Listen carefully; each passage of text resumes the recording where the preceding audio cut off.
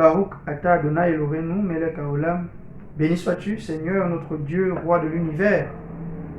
Chers abonnés de notre chaîne préférée, Cathol TV, ce dimanche est le 7e dimanche du temps ordinaire, année liturgique C, qu'on pourrait encore appeler le dimanche de la non-violence.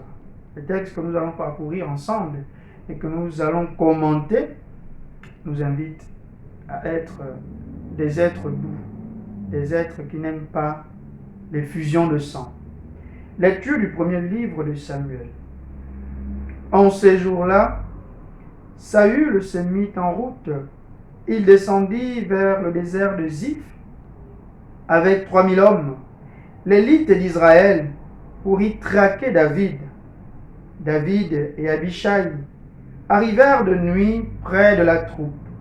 Or, Saül était couché, endormi au milieu du camp, sa lance plantée en terre près de sa tête. Abner et ses hommes étaient couchés autour de lui. Alors Abishai dit à David, « Aujourd'hui, Dieu a livré ton ennemi entre tes mains. Laisse-moi donc le clouer à terre avec sa propre lance d'un seul coup, et je n'aurai pas à m'y reprendre à 2 fois. » Mais David dit à Abishai, « Ne le tue pas, qui pourrait demeurer impuni après avoir porté la main sur celui qui a reçu l'onction du Seigneur. » David prit la lance et la gourde d'eau qui était près de la tête de Saül, et ils s'en allèrent. Personne ne vit rien, personne ne le sut, personne ne s'éveilla. Ils dormaient tous, car le Seigneur avait fait tomber sur eux un sommeil mystérieux. David passa sur l'autre versant de la montagne et s'arrêta sur le sommet, au loin, à bonne distance. Il appela Saül et lui cria, « Voici la lance du roi, qu'un jeune garçon traverse et vienne la prendre. Le Seigneur rendra à chacun selon sa justice et sa fidélité. Aujourd'hui, le Seigneur t'avait livré entre mes mains, mais je n'ai pas voulu porter la main sur le Messie du Seigneur. » David est traqué et poursuivi par le roi Saül, qui en veut à sa vie. Saül en veut à la vie de David, parce que dans les épisodes précédents de ce passage, David, après avoir tué le Philistin Goliath, le peuple s'écria que David avait à son compte tué 10 000 hommes, tandis que Saül n'était qu'à 1000. Et Saül de dire, il ne lui manque plus que la royauté. Saül se sent menacé par le succès de David qui va crescendo, qui ne fait que s'accroître, d'où il se met à le traquer, à le chercher, avec à son compte 3000 hommes. 3000. 3 qui est le chiffre de la perfection, de la totalité, et 1000 qui signifie une multitude qu'on ne peut pas dénombrer. Une foule immense. Ça veut dire que Saül est en train de traquer David avec toute son armée. Il ne veut même pas que David puisse lui échapper. Il veut mettre tous ses moyens pour arriver à capturer David. C'est le degré de méchanceté du cœur du roi, le degré de mauvaise intention dans la pensée du roi qui est manifesté à travers ces 3000 hommes, cette élite d'Israël qui court à la poursuite de David. Et voilà que la nuit arrive, la nuit où le roi Saül est en train de dormir, il est couché, et sa lance est à côté de lui. La nuit, dans la symbolique biblique, est le temps du jugement, le temps où Dieu donne le sort de tout un chacun. Et cette nuit, David se retrouve dans le camp de Saül. Et comme jugement, Dieu met entre ses mains la vie de Saül. Il y a la lance qui est là à côté de sa tête. La lance qui est l'insigne de la puissance d'un grand guerrier. Le pouvoir, il remet la puissance du grand guerrier entre les mains du jeune David. Mais David, à la différence de ce que veut faire Abishai, qui conseille à David de prendre la vie du roi, David y répond par cette belle parole qu'on ne peut pas toucher celui qui a reçu l'onction du Seigneur. Et le texte hébreu parle du Mashiach, du Messie, celui sur qui Dieu a posé sa main. On ne peut pas toucher à celui sur qui Dieu a posé sa main. Parce que malgré sa méchanceté, malgré le degré de sa mauvaise volonté, Dieu ne lui a pas retiré le don qu'il lui a fait en l'établissant comme roi. Il demeure toujours la part du Seigneur. Et c'est seul le Seigneur qui devra juger de ce qu'il doit faire de la vie de Saül. Personne ne doit retirer le souffle à quelqu'un parce que la vie appartient à Dieu. Et c'est Dieu qui doit la retirer. Personne ne doit faire couler le sang parce que le sang est le siège de la vie. Et cette vie appartient à Dieu. Et c'est Dieu qui doit la retirer. Voilà ce que David nous enseigne. Mais on nous enseigne aussi que celui qui est Messie, celui qui est choisi par Dieu, au-delà de ses égarements, Dieu le porte dans son cœur. Il demeure sa part. Et donc, dans notre société, un élu de Dieu, quelqu'un sur qui Dieu a posé sa main, comme par exemple un serviteur du Seigneur, un prêtre ou un homme de Dieu, quand il s'égare, l'attitude du peuple de Dieu ne doit pas être de chercher à dire du mal de ce dernier, mais plutôt de remettre la vie de ce serviteur de Dieu qui s'est égaré entre les mains du Seigneur, qui est le seul juge. Parce que juger quelqu'un, c'est le réduire à l'image qu'on a de lui. Or, chaque être humain est plus que ce qui se donne à voir. C'est pourquoi, puisque il appartient à Dieu, il faut remettre son sort entre les mains de Dieu. Or, très vite, les chrétiens, les hommes de notre société jugent ceux qui se mettent au service du Seigneur. Mais David nous apprend qu'il faut plutôt prier pour ces derniers. À la violence, David répond par la manifestation de la non-violence. Il ne veut pas faire couler le sang du roi. Et il appelle le roi en lui disant que Dieu va lui-même donner à chacun ce qui lui revient en fonction de sa fidélité et de sa justice. C'est-à-dire que face à la situation d'injustice, lorsque quelqu'un est poursuivi par les forces du mal, lorsque quelqu'un subit des difficultés dans la société, il ne doit pas se faire justice soi-même. Il doit attendre la justice de Dieu. Mais très souvent, des chrétiens adoptent des prières qu'on appelle aujourd'hui retour à l'envoyeur.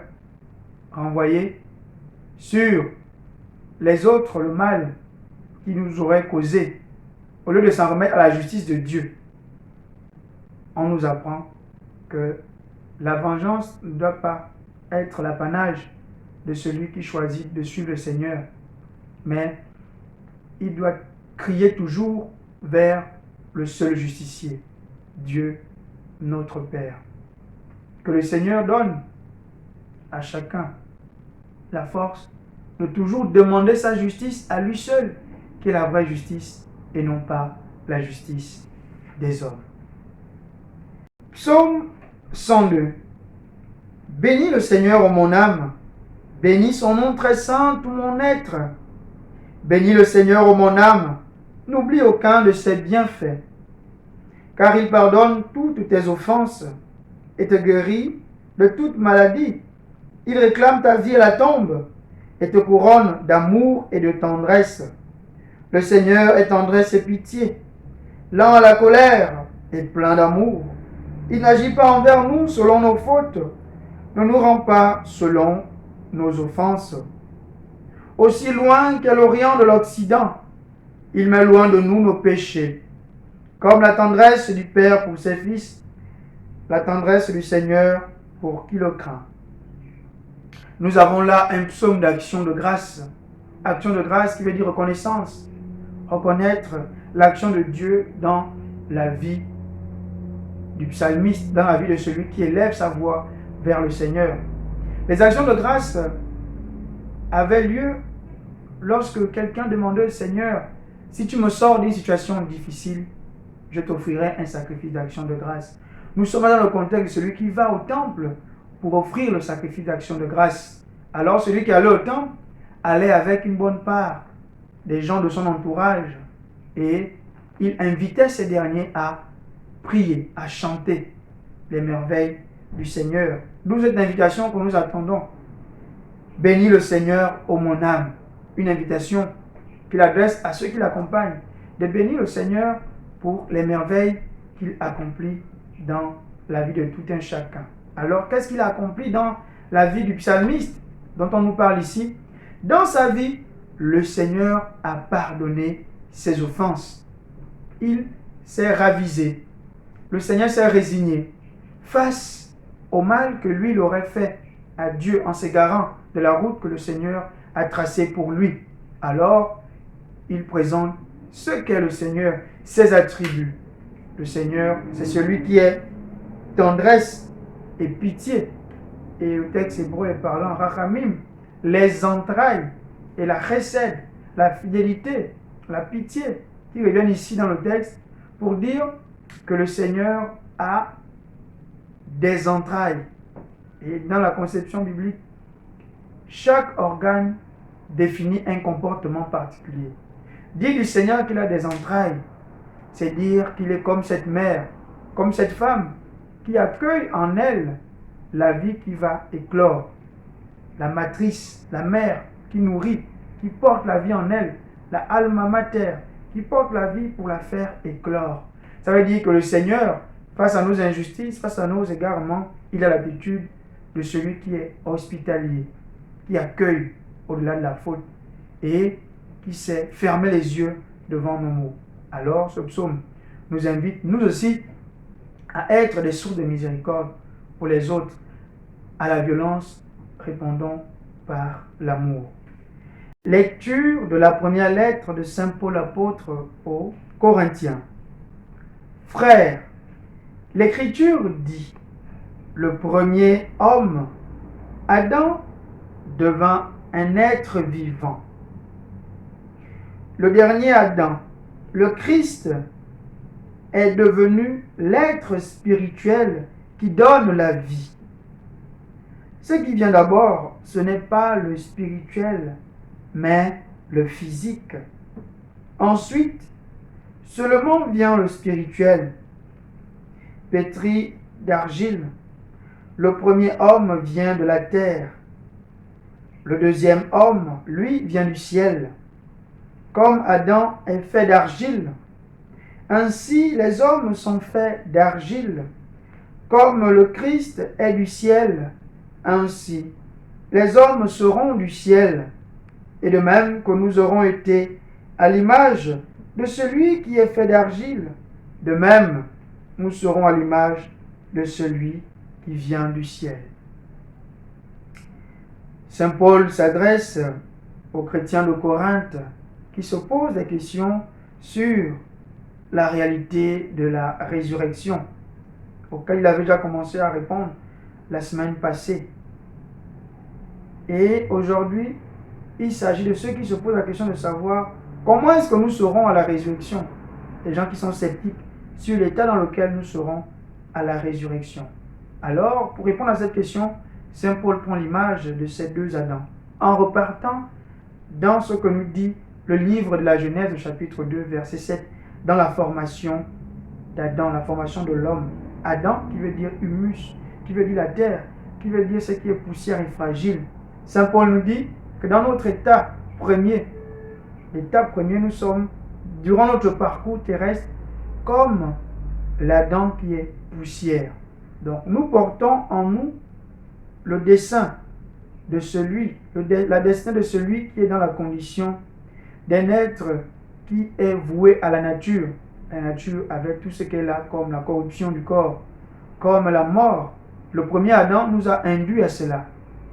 Mais avec l'avènement de Jésus-Christ, qui est le nouvel Adam, nous allons entrer dans une nouvelle forme de présence, une nouvelle réalité.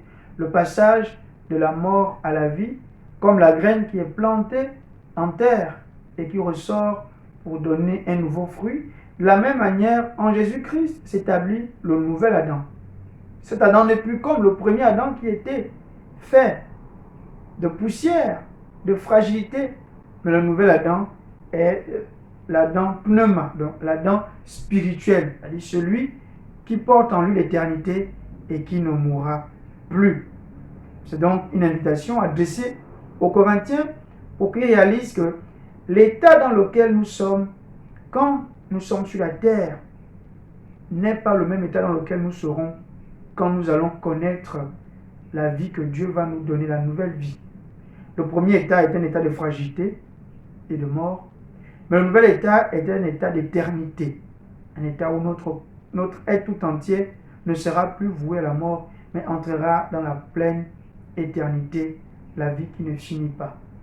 Alors, il nous invite à demeurer dans la foi au passage de l'Adam fait de chair à l'Adam spirituel.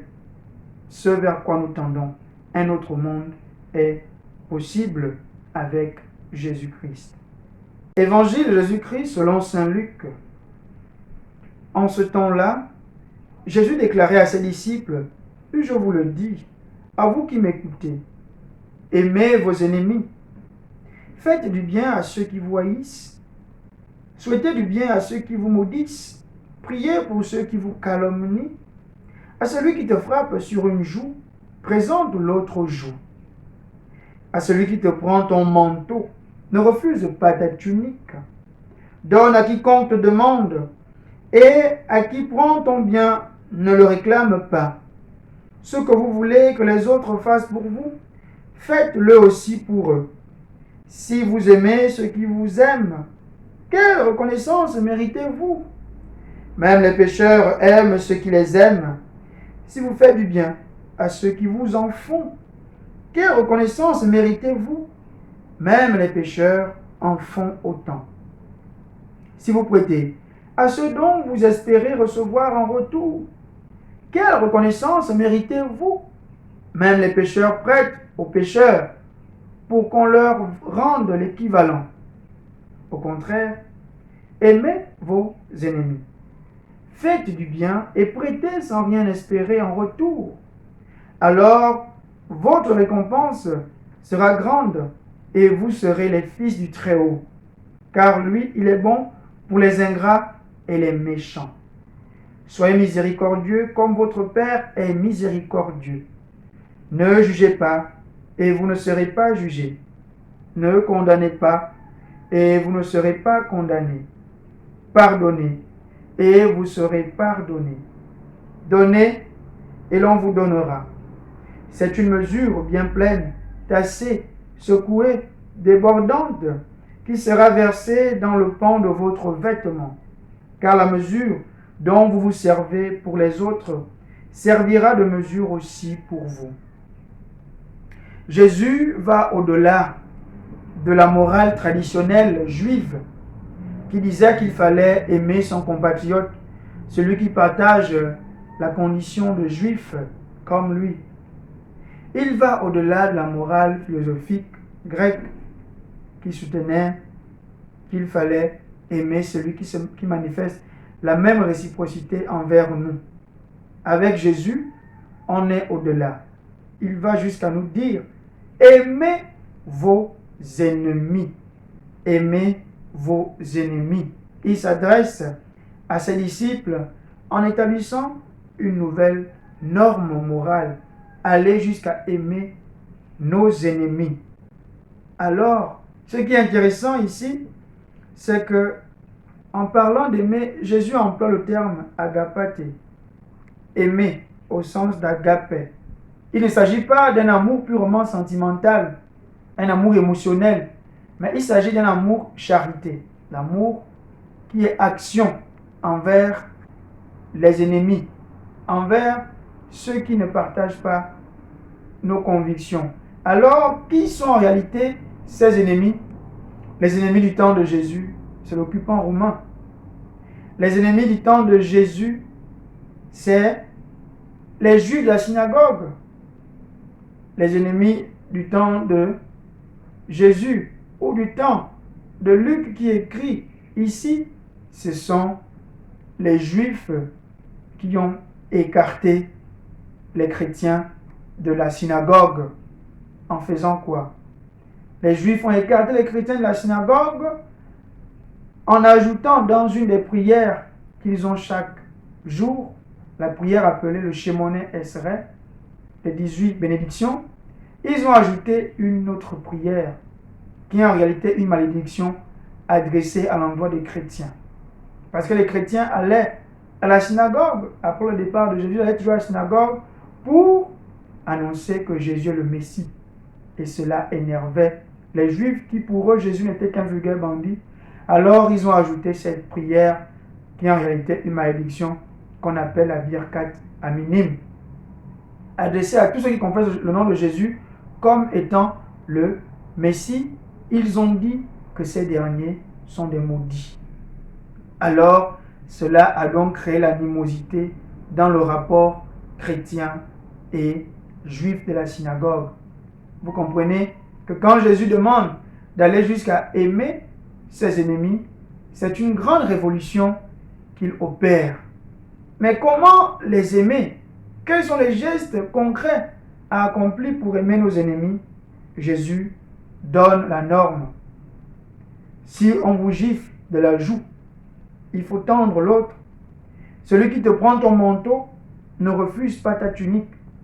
On pourrait penser que Jésus nous invite à nous résigner devant les autres, à être des faibles, qui nous donnent une morale de faibles. Mais en réalité, il faudrait comprendre le contexte dans lequel on situe l'acte posé. Quand on giflait à la joue, dans le contexte juif, celui qui est giflé à la joue, cette gifle est une action injurieuse à l'endroit de ces derniers. Alors, ce qu'il était amené à faire, c'est que il devait être indemnisé par celui qui l'avait giflé. Alors, quand Jésus dit que quand on te gifle, tends l'autre, ça veut dire que le chrétien, le disciple du Christ, doit renoncer à la justice des hommes, à la justice qui doit lui être faite. Il doit renoncer à celui qui veut lui faire du mal en répondant par le mal. De même que le manteau et la tunique qu'il ne faut pas refuser. Le manteau représente ce avec quoi on se couvre du froid. C'est la propriété que le pauvre avait, ce qui lui restait comme bien. Exode 22, verset 24 et suivant.